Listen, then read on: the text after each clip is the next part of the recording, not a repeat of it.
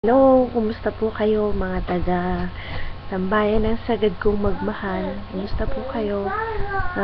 Yung creator, magandang magtanghali po sa inyo.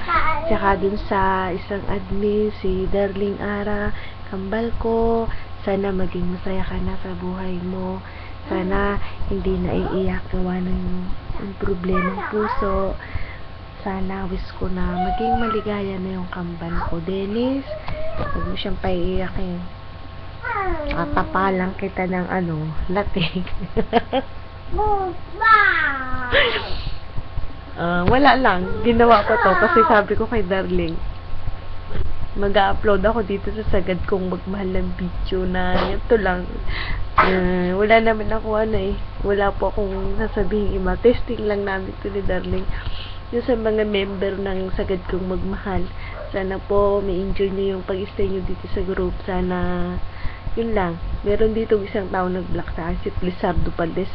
Hindi naman nyo ito mapapanood Hindi ko alam kung anong ba't ako block. Wala akong kasalanan sa'yo, pare. Yun lang. Tsaka nakikita pa rin tayo.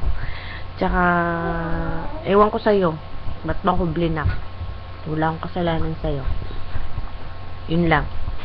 Hindi ka kawalan sa buhay ko. Tsaka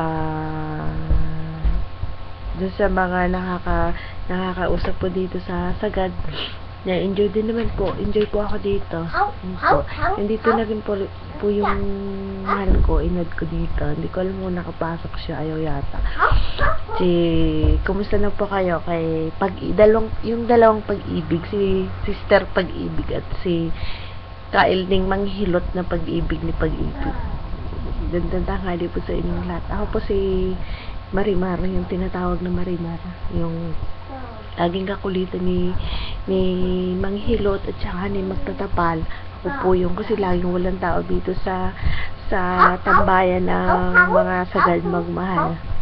Ganda ng pangalan ng group ni Dennis, Tambayan ng Sagad Magmahal.